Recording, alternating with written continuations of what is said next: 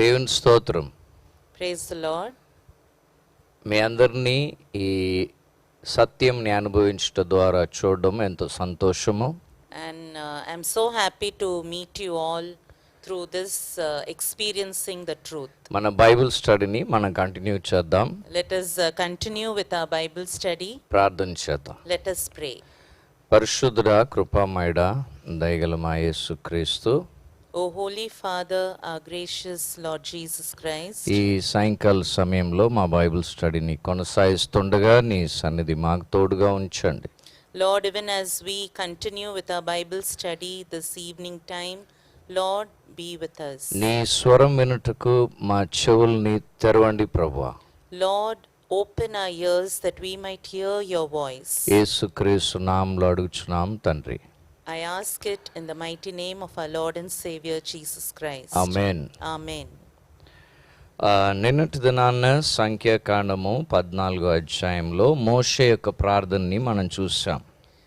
Yesterday in the Bible study we saw from Numbers 14th chapter, we saw the prayer of Moses. మోషే యొక్క ప్రార్థనకి దేవుడు స్పందించాడు. And God responded to the prayer of Moses. దేవుడు ప్రార్థనలు విని జవాబిచ్చే దేవుడు. God is a prayer answering God. కాబట్టి ఆయన స్పందించారు. And that's why he responded. దేవుని యొక్క స్పందనని ఈ దినం చూడబోతున్నాం. And today we are going to see the response of God. దేవుడు 28వ వచనం నుండి 37వ వచనం వరకు ఆయన స్పందనని తెలిపారు. And from verse 28 to verse 37, God made his response known. ఎందును బట్టి దేవుడు స్పందించాడండి? And why did God really respond? మోషే ప్రార్థన వినే కదా స్పందించామని అన్నారు ఇందాకే. And only now I mentioned that he heard the prayer of Moses and he responded. కునుకడు నిద్రపోడు మనల్ని కాపాడే దేవుడు మనకున్నాడు. And we have a God who will not slumber or sleep. కాబట్టి ఈ దేవుడు ఏం చేస్తున్నాడంటే మోషే ప్రార్థన మాత్రమే కాకుండా తన ప్రజల యొక్క మాటల్ని కూడా ఆయన వింటున్నాడు. So God not only answering Moses' prayer, but we see that God was hearing the words of his people. అది చూడండి 28వ వచనంలో. And we'll see it in verse 28. Please read 14:28. Say to them, as I live, says the Lord, just as you have spoken in my hearing, so I will surely do to you. దేవుడు ఏమంటున్నాడండి ఇక్కడ? What is God saying here? మీరు మాట్లాడిన దాన్ని నేను విన్నాను, కాబట్టి మీరు మాట్లాడినట్లే మీకు చేస్తాను. And what God is saying is, I heard what you have been speaking, and I'm going to do just that. అదేనండి basis for answer. And that is the basis for the... దేవుడు మన మాటలను విని జవాబిచ్చువాడై ఉన్నాడు. God will hear the words that we speak and he is going to respond. మోషే ప్రార్థన విన్నాడు. And God heard the prayer of Moses. మన మాటల్ని కూడా ఆయన వింటున్నాడు. ఎవరి తరపున ప్రార్థన చేశారు వారి మాటల్ని ఆయన వింటున్నాడు. And on whose behalf Moses was praying, God heard the words of those people. అందుకే మన మాట్లాడే మాటలు మన ఓటమిని గాని మన జయాన్ని గాని నిర్ణయించదై ఉన్నది. And that's why the words that we speak, it determines whether we'll have a defeat or victory in life. సాధారణంగా మనం బాధపడుతున్నప్పుడు And commonly when we are in pain or trouble, మనం దేవుణ్ణి అప్రిషియేట్ చేయము, దేవునికి వందనాలు చెప్పము. and we will not give God thanksgiving, or we will not praise him. కానీ ఇక్కడ యోబు అనే భక్తుడిని మనం చూస్తున్నాము. But when we see the life of Job, అక్కడ మొదటి అధ్యాయం 20వ వచనంలో in the first chapter and verse 20, ఆయన విన్నదంతా చెడు వార్తే. whatever he heard, it was only bad news. ఈ రోజు వార్తలన్నీ మనం న్యూస్ అంతా కూడా చెడు వార్తలే. And today whenever we are hearing the news, we are hearing only bad news. సంతోష పెట్టే వార్తలు రాట్లే. And no news is bringing joy or happiness to hope, us. నిరీక్షణ ఇచ్చే మాటలు రావట్లేదు. And no words that can give us any hope in life. ఈయన జీవితంలో ఆయన కుటుంబం గురించి కానీ ఆయన పరిస్థితుల గురించి కానీ మంచి వార్తలు రాలేదు. And even Job, regarding his children or regarding his family or situation, he did not hear good news at all. 2వ అధ్యాయం 10వ వచనంలో మనం ఏం చూస్తున్నామంటే, And in the second chapter, verse 10, what we see is, వీటి అన్నిటి యందు యోబు తన పెదవుల ద్వారా పాపము చేయలేదు. and in all this, Job did not sin with his mouth. ఆ పాపము చేయలేదు పెదవుల ద్వారా. He did not sin with his mouth. అందుకే ఆయన అంతటి ఒక అడ్వర్సిటీలో, వ్యతిరేక పరిస్థితుల్లో వెళ్ళిన దేవుడు ఆయన్ని సువర్ణం వలె అవుటకు సహాయం చేశాడు. That's why even though he went through a great adversity, God made him come forth as gold. ఇక్కడ వీరు చెప్పిన దాంట్లో మొదటి అంశం 5 విషయాల్ని దేవుడు చెప్తున్నాడు. And here we see that 5 things God is saying. వాళ్ళు ఇశ్రాయేలు ప్రజలు మాట్లాడినది 5 విషయాలు విన్నాడు. He heard 5 things what they were speaking. మొదటిది ఏంటంటే, The first thing what 30వ వచనంలో చెప్తున్నాడు. we see it in verse 30. సంఖ్యాకాండం 14వ అధ్యాయం 30వ వచనం. The book of Numbers chapter 14 verse 30. Surely you shall not come into the land in which I swore to settle you. ఏం చెప్తున్నారండి దేవుడు ఇక్కడ? What is God telling here? నేను వాగ్దానం చేసిన ఆ దేశంలో నిశ్చయంగా మీరు ప్రవేశించరు. He says that the land which I swore to give it to you, you will not go or enter అంటే into. వాగ్దానాల్ని రద్దు చేస్తున్నాను. He says that I am going to cancel the promises. ఇంక వాగ్దానం నెరవేర్పుకు రాదు. And he says that the promise will not be fulfilled. నూతన నిబంధనలో 2 కొరింథీ 1వ అధ్యాయం 20వ వచనంలో ఏం రాయబడి ఉందంటే, In the New Testament, in 2 Corinthians chapter 1 verse 20, what is written is, దేవుని యందు వాగ్దానములన్నీ అవునని ఆమేనని ఉన్నది. we see that all promises are yes and amen in Christ. కాబట్టి ఆయనకి మహిమ మన ద్వారా వెళ్ళాలని. And that's why glory should go to him through us. అదే 20వ వచనం చెప్తుంది. That is what the 20th verse is speaking about. వాగ్దానాలు దేవుడివైనా, If the promises are of God, వాగ్దానాలు దేవుడివి, the promises is of God, కానీ మహిమ మన ద్వారా వెళ్ళాలి. but glory has to come through us. అంటే వాగ్దానం స్వతంత్రించుకోవాల్సింది మనము. That means we have to inherit the promises. ఇక్కడ వారి మాటల్ని దేవుడు విని, And here he heard their words. దేవుడు అంటున్నాడు, నేను వాగ్దానముని స్వతంత్రించుకొనియను అని. And he says that I will not allow you to inherit the promise. ఏంటి ఆ మాట? And what is that word? సంఖ్యాకాండం 14వ అధ్యాయం 3వ వచనంలో ఉన్నది. And we see it in the book of Numbers chapter 14 3వ వచనంలో ఉన్నది. and in verse 3. చదువుదాం. Why is this the Lord bringing us into this land to fall by the sword? ఏంటండి వాళ్ళు మాట్లాడారు? What were they speaking? మొదటి విషయం ఏం చెప్పారు? What was the first thing they were telling? ఎందుకు దేవుడు ఈ వాగ్దాన దేశమునకు మమ్మల్ని తీసుకొచ్చారు? Why God has brought us to this promised land? చావడానికేనా? Has he brought us for us to die here?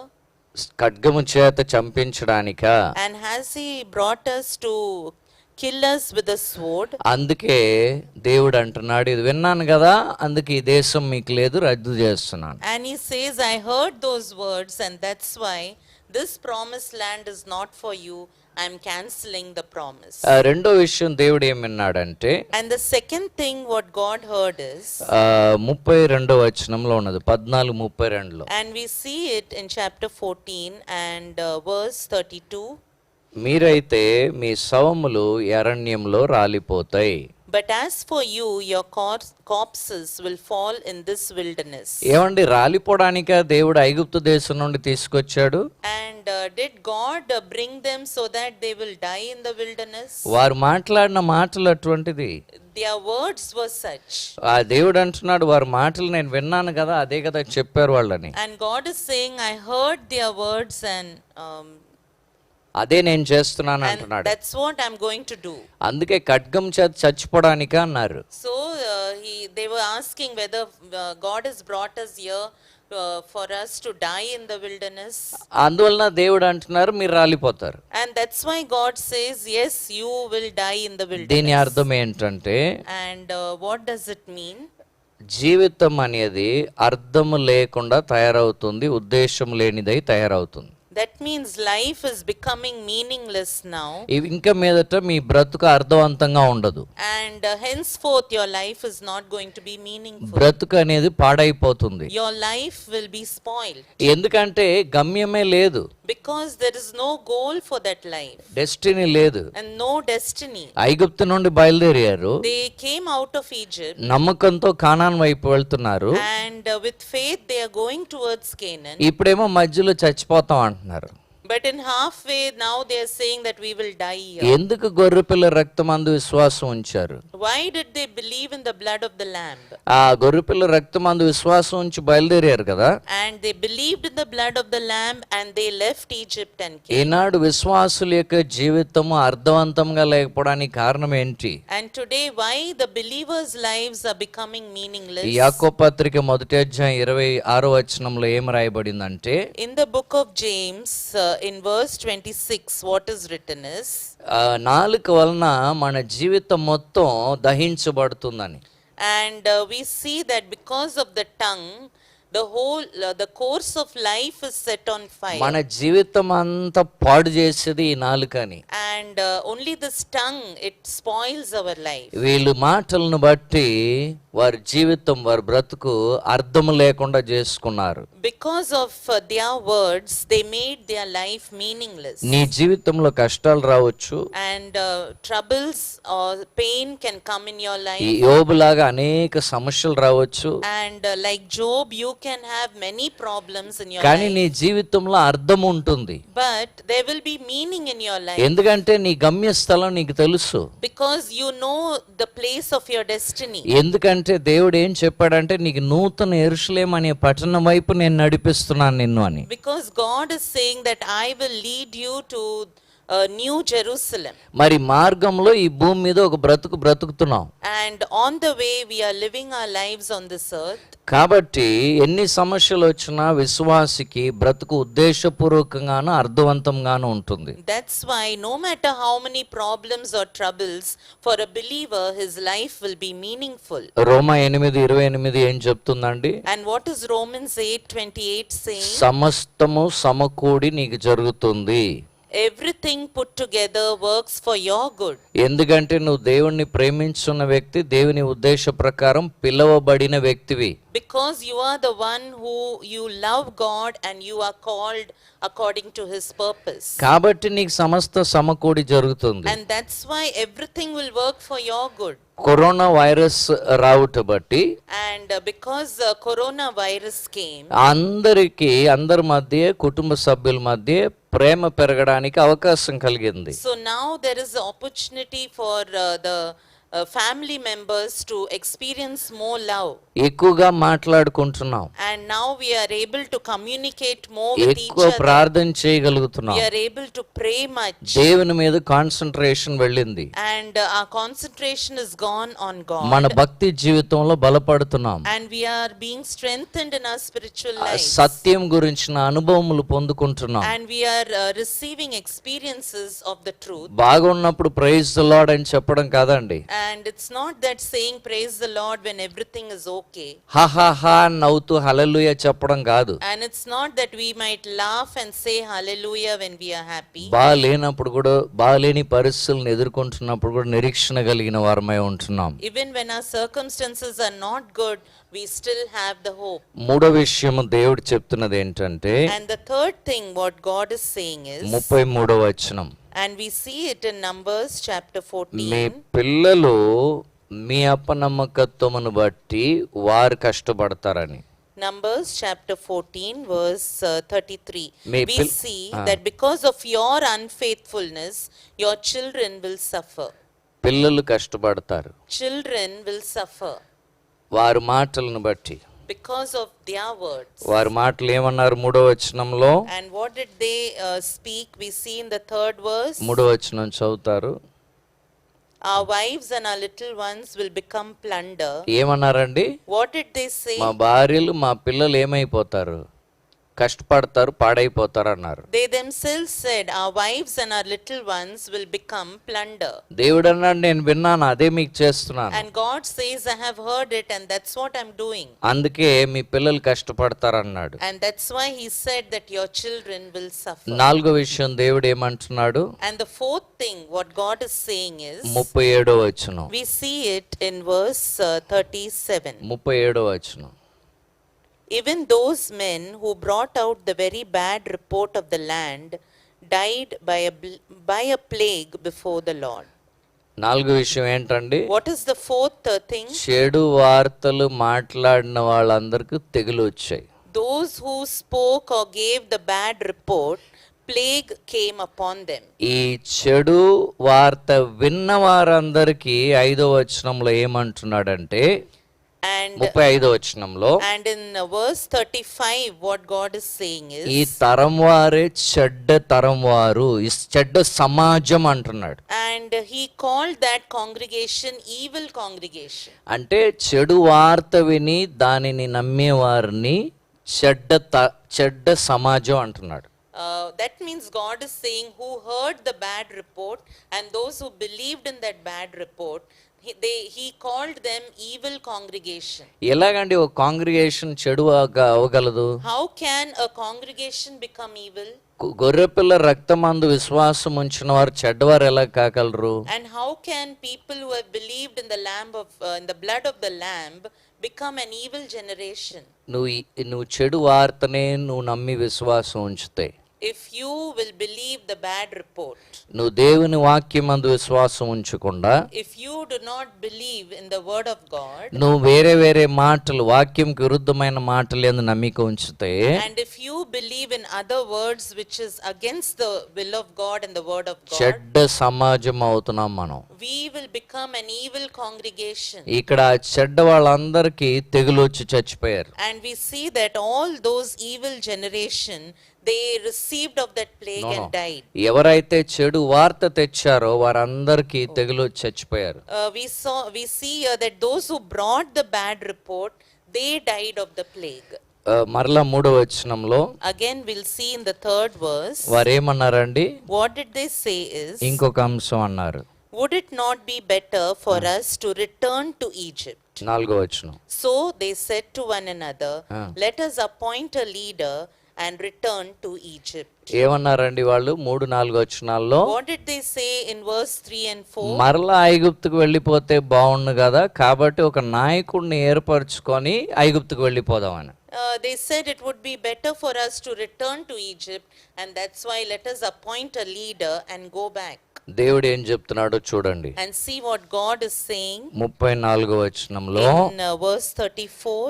40 సంవత్సరాలు నేనే మీకు విరోధినై ఉంటానని మీరు తెలుసుకుందురు. And he says, according to the number of days which you spied out the land, 40 days, for every day you shall bear your guilt, a year, even 40 years, and you will know my opposition. ఏమన్నాడండి? What did God say? 40 సంవత్సరాలు నేను మీకు విరోధినై ఉన్నానని దానిని మీరు తెలుసుకుంటారన్నాడు. And God said, you will know my opposition. దేవునికి విరోధంగా నాయకుడిని ఏర్పరచుకొని, If we will appoint వాళ్ళు దేవునికి విరోధంగా నాయకుడిని they ఏర్పరచుకొని appointed leaders against God, ఏర్పరచుకొని వెళ్ళిపోవాలని అనుకున్నారు. and they thought that they will return to Egypt. ఐగుప్తుకు వెనక్కి వెళ్ళిపోదామని అనుకున్నారు. They thought they will go back to Egypt. దేవుడు ఏమంటున్నాడు? But what is God saying? నేను మీకు వ్యతిరేకం అవుతాను. I will oppose you. ఒక విషయం తెలుసా అండి? లూకా సువార్త 1వ అధ్యాయం 18వ వచనంలో ఉన్నది. Do you know one thing that is mentioned in Luke chapter 1 and verse 48? యాజకుడైన జకరియా ఏమన్నాడో తెలుసా? Priest Zacharias, what did he say? ఇది నాకు ఎలాగ తెలుసు అన్నాడు. How will I know this? దూత కనబడింది జకరియాకి. And the angel appeared to Zacharias. నీకు ప్రార్థన విన్నాడు, దేవుడు కుమారుడు ఇస్తాడు అన్నాడు. And the angel said, your petition is heard and he is going to give you a son. ఈయన ఏమన్నాడు? And what did he say? ఇది నాకు ఎలాగ తెలుసు? He said, how can I know this? 4 మాటలు చెప్పాడు. Only in English it is 5 words. 40 వారాలు నోరు మూయబడింది. Because of those words, 5 words, 40 weeks his mouth was shut. అవసరమేనా మనకి?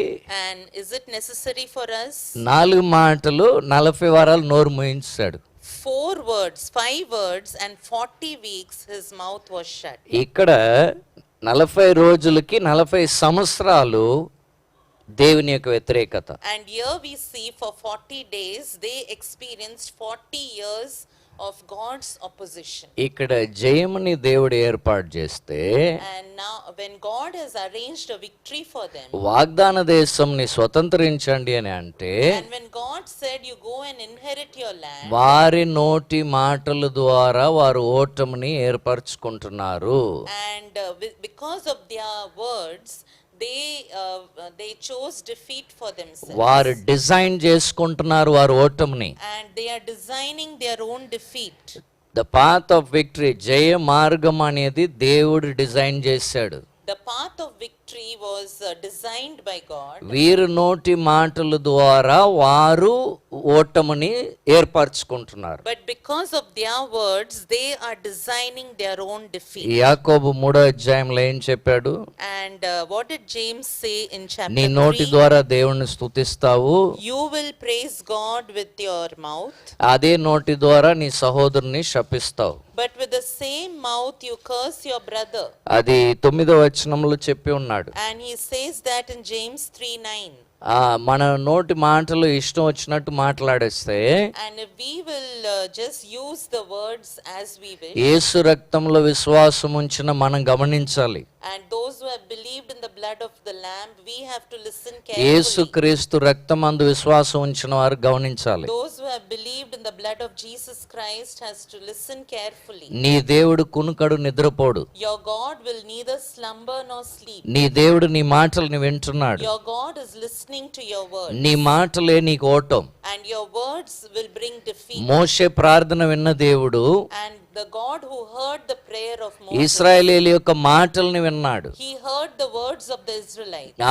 నీ ఆలోచనలను దేవుడు ఎరిగి ఉన్నాడు. And God knows your thoughts. దేవుని వాక్యమునకు విరుద్ధంగా వచ్చిన ఆలోచనలు, And all the thoughts that have come against the word of God. దేవుని సత్యమునకు విరుద్ధంగా నువ్వు విన్న వార్తలు, And the news that you heard that is against the word of God. ఆ చెడు వార్త అవేవి చూసిన వారు వార్తలు విన్నట్టు, And the spies, how they heard the bad report. ఒక్కవేళ దేవుడు మన మాటలకు తగినట్లు జవాబు ఇవ్వాలంటే, If God has to answer us according to the words that we have spoken, ఏమవుతామండి మనం? what will happen? ఒకవేళ నా మాటలను బట్టి నా భార్యని, నా పిల్లల్ని, నా సంఘాన్ని దేవుడు జవాబు ఇవ్వాలంటే, If God has to answer listening to my words concerning my wife or or my children or the church, తిడతాం కదా అండి, we will be scolding and మనసులో బాధపడతాం కదా.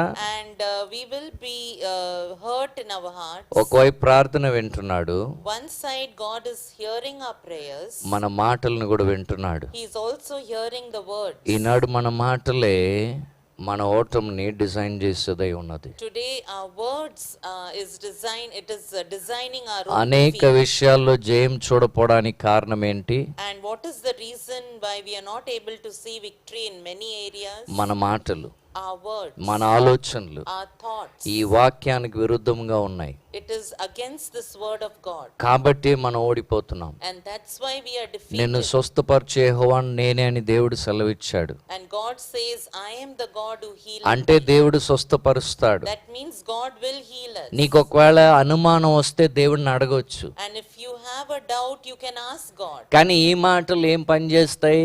But if you say what these words will work, ఇది ఎలా నమ్ముతాను? how can I believe in ఇది this? ఇప్పుడు ఈ కాలంలో ఇప్పుడు జరుగుతుందా ఏంటి? And will it happen now in this time? మరి కరోనా వైరస్ విషయమై ఈ వాగ్దానం నెరవేర్పుకు వస్తుందా ఏంటి? And will it be fulfilled concerning coronavirus? యేసుక్రీస్తు రక్తమందు నమ్మిక ఉంచిన నీవు అలా మాట్లాడడం సరికాదు.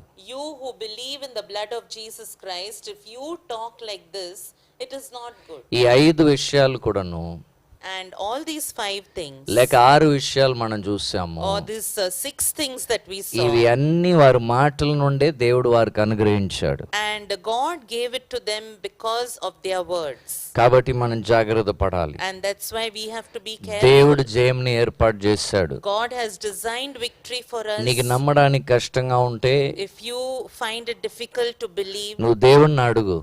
you can ask God, వ్యతిరేకమైన మాటలు మాట్లాడవద్దు. but don't speak against God. ఈ సత్యంకు విరుద్ధంగా మాట్లాడవద్దు. And don't speak against the truth of God. అటువంటి రీతిలో ఇతరులని నువ్వు మాట్లాడవద్దు. And don't speak concerning others like that. నీ భార్యని గురించి అలా మాట్లాడవద్దు. Don't talk about your wife like నీ that. పిల్లల గురించి అలా మాట్లాడకు. Don't talk about your children. నీ మాటలే నీకు ఫలితం అయిపోతుంది. Your words will only bring you that reward.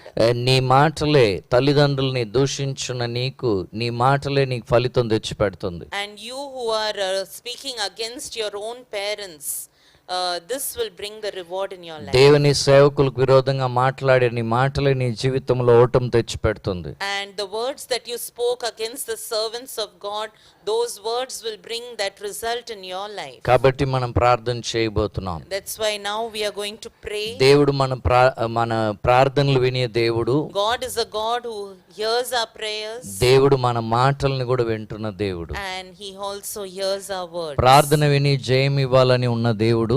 And God is a God who hears the prayer and he wants to give us victory. మన మాటల్ని చూసి మనకు దేవుడు మన మాటలకు తగినట్లు విడిచిపెట్టకూడదు. But listening to our words, God should not forsake us. మనం ప్రార్థన చేయబోతున్నాం. We are going to pray now. దేవుణ్ణి అడగబోతున్నాం. We are going to ask God, యేసుక్రీస్తు రక్తమందు నేను విశ్వాసం ఉంచాను. Lord, I have believed in the blood of Jesus Christ. అయినా నీ మాటలకు నీ సత్యంకు విరోధంగా మాట్లాడాను. But Lord, I have spoken against your truth. వాగ్దానాలకు విరోధంగా మాట్లాడాను. And I have spoken against the promises of God. నేను తప్పు చేశాను ప్రభువా. Lord, I have made a ఈ mistake. నాలుక ద్వారా దేవుణ్ణి స్తుతించాను. And with this mouth I praised God. ఈ నాలుక ద్వారానే ఇతరుల్ని శపిస్తున్నాను. And with this mouth I am cursing కాబట్టి others. నన్ను క్షమించండి అని మనం దేవుణ్ణి అడుగుదాం. And let us ask God to forgive us. మన నాలుక అగ్ని వంటిది. Our tongue is like a fire. మన జీవిత విధానం అంతా తగలబెట్టేది. It will set the course of life on fire. అదే మన ఓటం. And that is our defeat. ఈనాడు ఆ ఓటానికి ఫుల్ స్టాప్ పెడదాం. And today let us put a full stop ఈ to our Bible defeat. Study ద్వారా నేర్చుకున్న దాన్ని మనం అనుభవిద్దాం. And the truth that we learned through the Bible study, let us ఈ experience it. సత్యముని అనుభవిద్దాం. Let us experience this truth. జయముని గురించిన సత్యముని. Let us experience the truth of victory. ఇంక మీదట దేవుణ్ణి స్తుతిద్దాం. And henceforth let us continue to praise ఎన్ని God. వ్యతిరేకమైన సమస్యలు వచ్చినా And no matter what unfavorable యోబు వలె circumstances, చెప్దాం. let us say like Job, నేను ఆయన్ని ఆరాధిస్తానయ్యా. I will worship. ఆయన చేతిలో మంచి మాత్రం కాదు, Not only the good that I will receive from ఆయన him, చేతి నుండి చెడు వచ్చినా నేను స్వీకరిస్తాను. even though evil has to come, I will accept it. నేను ఆయన చేత పిలువబడిన వాడిని. I am the one who is being called by him, నేను ఆయన్ని ప్రేమిస్తున్న వాడిని. and I am the one who loves him. కాబట్టి సమస్తము సమకూడి జరిగినట్లు నాకు చేస్తాడు. And that's why surely God will work out everything ఈ for my good. చెడ్డదాన్ని కూడా నాకు అనుకూలంగా చేస్తాడు. And even this evil thing is going to become ఈ favorable for me. లాక్డౌన్ కూడా నాకు అనుకూలంగా చేస్తాడు. This lockdown will be favorable for me. ఈ లాక్డౌన్ కాదండి పెద్ద సమస్య. This lockdown is not a ఈ great వైరస్ problem. కాదండి పెద్ద This సమస్య. virus is not a great దాని problem. తర్వాత ఉన్న పర్యవసానములు అధికమైన సమస్య మనకి. And the consequences of this is going to be great. ఇది కేవలం tip of the iceberg. And this is only the tip, the beginning of ఇది it. ప్రారంభం మాత్రమే. It is only the beginning. దేవుడు సమస్తము సమకూడి మనకు వచ్చినట్లు చేయాలి. And God has to work out everything for our good. ఎన్ని చెడు వచ్చినా, Whatever and ఎన్ని కాన్సిక్వెన్సెస్ వచ్చినా, how much ever evil comes, అవి అన్ని మనకు అనుకూలంగా దేవుడు చేయగలడు. all those consequences has to work for our good. అదే దేవుని మాట. And that is the word of God. దీనినే ధ్యానించండి. And this we have to చెడు meditate. వార్తలు కని నో అని చెప్పండి. Say no to all the bad వ్యతిరేకమైన reports. మాటలు కని నో అని చెప్పండి. Say no to all the words that are against the word of God. సత్యముకే అవునని చెప్పండి. Let us say yes to the truth, సత్యమని అనుభవిద్దాం. and let us experience the ప్రార్థన truth. చేద్దాం. Let us pray. మోకరించగలిగితే కలిసి మోకరించండి, If you are able to kneel down, please kneel down along with లేకపోతే కళ్ళు us. మూసుకొని ఉన్న దగ్గరే ప్రార్థన చేయండి. Otherwise, just close your eyes and unite with us in prayer. ప్రార్థన చేద్దాం. Let us pray. మిస్ జానా డేవిడ్ ప్రార్థనలో నడిపిస్తారు. ప్రేమ గల తండ్రి, మా ప్రభువా, నీకు వేలాది స్తుతులు స్తోత్రములు చెల్లించుకుంటున్నాము. స్తోత్రం. తండ్రి, ఈ సత్యంని ఈ దినము ప్రభువా మాకు మీరు తెలియపరిచినందుకు మీకు వందనాలు. స్తోత్రం ప్రభు. మరి ఈ సత్యము మా అనుభవముగా మారాలని Yes, వేడుకుంటున్నాము Lord. తండ్రి. అవును తండ్రి. ప్రభువా, మోషే వలె మేము ప్రార్థన అయితే చేయొచ్చు, కానీ ప్రభువా మా మాటలు కూడా వింటున్న దేవుడుగా మీరు ఉంటున్నందుకు Lord. మీకు వందనాలు. ఈ సమయంలో ప్రభువా తండ్రి, ఈ ప్రభువా ఈ ఎక్స్పీరియన్సింగ్ ద ట్రూత్ ని చూస్తున్న ప్రతి ఒక్కరి కొరకు తండ్రి ప్రార్థన చేస్తున్నాము. Yes, Lord. తండ్రి, మా కొరకు కూడా ప్రార్థన చేస్తున్నాను. Yes, మా Lord. అందరినీ తండ్రి ఈ సమయంలో మీరు దర్శించాలని Yes, Lord. వేడుకుంటున్నాము. Yes, Lord. యేసు క్రీస్తు రక్తంలో ప్రభువా మేమైతే నమ్మకము ఉంచి ఉన్నాము. అవును తండ్రి, తండ్రి. ఒకసారి మమ్మల్ని జ్ఞాపకం జ్ఞాపకం చేసుకోండి. చేసుకోండి. మీ పరిశుద్ధ రక్తంలో నన్ను మమ్మల్ని కడగండి, కడగమని క్షమించు ప్రభువా. అవును తండ్రి, అనేక పరిస్థితుల్లో మీకు విరుద్ధంగా ప్రభువా అవును తండ్రి, మీ సత్యానికి విరుద్ధంగా, అవును తండ్రి. మీరు మాకు ఇచ్చిన వాగ్దానాలకి విరుద్ధంగా దానిని నమ్మకుండా ప్రభువా మేము మాట్లాడిన దినాలు Lord. ఉన్నాయి ప్రభువా. అవును తండ్రి. తండ్రి, మీ సన్నిధిలో ఒప్పుకుంటున్నాము. అవును తండ్రి. తండ్రి, వాగ్దానము ఇంత ఆలస్యం అవుతుందా, అది నా జీవితంలో నెరవేరుతుందా అని కూడా ప్రభువా కొన్నిసార్లు వేస్తున్నాం. తండ్రి విశ్వాసము లేని మాటలు మాట్లాడి ఉన్నాము. మా ప్రభువా మా మనసులో అటువంటి ఆలోచనకి మేము చోటిచ్చి ఉన్నాము. Yes, Lord. దయతో Forgive ప్రభువా us. మమ్మల్ని Forgive మీరు us, Lord. క్షమించమని వేడుకుంటున్నాము. Forgive us, Lord. తండ్రి, అవును ఈ దినమే తండ్రి ప్రభువా తండ్రి ఒక ఫుల్ స్టాప్ మేము వేయుటకు మీరు కృప Yes, దయచేయండి. Lord. అవును తండ్రి, మా తండ్రి. నోటి మాటలు మా హృదయ ధ్యానము మీకు నీకు అంగీకారంగా Yes, Lord. ఉన్నట్లు Let it be తండ్రి pleasing. మాకు సహాయము దయచేయండి. అవును తండ్రి, మీరే సాయం మా కోట, మీరే మా ఆశ్రయ దుర్గముగా ఉన్నారు తండ్రి. అవును కీర్తనకర్త పాడినట్లుగా ఈ సమయంలో మేము అడుగుతున్నాము ప్రభువా తండ్రి, మా నోటి మాటలు మా హృదయ ధ్యానము మీకు అంగీకారముగా మీరు Yes, Lord. చేయండి. Yes, Lord. తండ్రి, మా ప్రార్థనలు వింటున్న దేవుడు Yes, తండ్రి, మా మాటలు మీకు వ్యతిరేకంగా మాట్లాడిన మాటలు అన్ని కూడా ఈ దినము తండ్రి మీ సన్నిధిలో అవి అన్ని కూడా ఒప్పుకుంటున్నాం. క్యాన్సిల్ అవుటకు Yes, Lord. మీరు కృప దయచేయండి. మీ పరిశుద్ధ రక్తంలో Yes, అది Lord. కడగబడాలని Yes, Lord. వేడుకుంటున్నాము. Yes, Lord. మమ్మల్ని క్షమించి క్షమించండి. ప్రభువా మమ్మల్ని మీరు జ్ఞాపకం చేసుకోండి. Yes, Lord. తండ్రి, ఈ దినాల్లో మా ఇంట్లో మా ఫ్యామిలీస్ తో మేము ఉంటుండగా తండ్రి, మీతో మేము సమయము గడుపుతుండగా తండ్రి, మీ పరిశుద్ధాత్మ ఒక నూతన రీతిలో Yes, నన్ను మమ్మల్ని దర్శించాలని వేడుకుంటున్నాము Yes, తండ్రి. Lord. Yes, Lord. ఆత్మ పూర్ణులుగా తండ్రి మేము ఉండుటకు మీరు కృప దయచేయండి.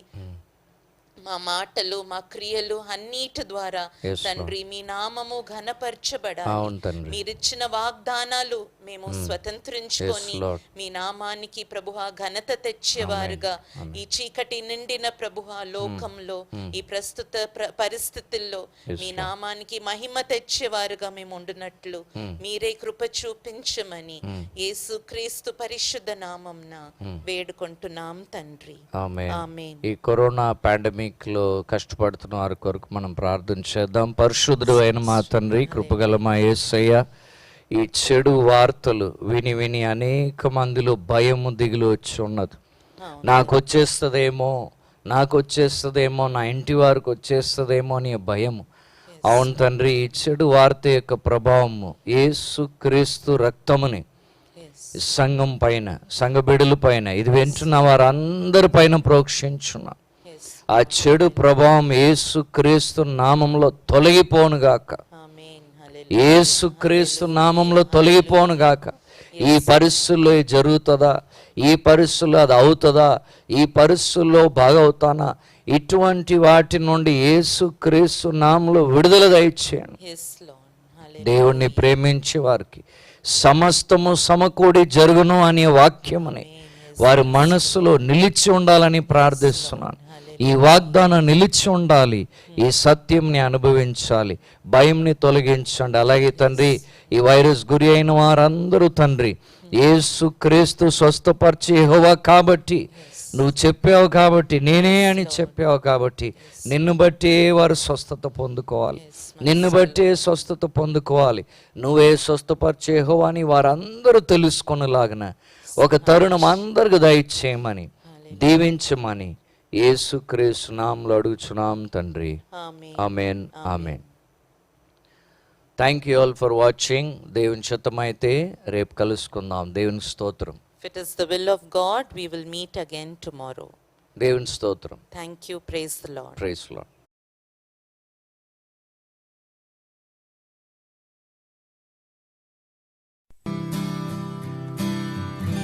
Change my heart, oh God,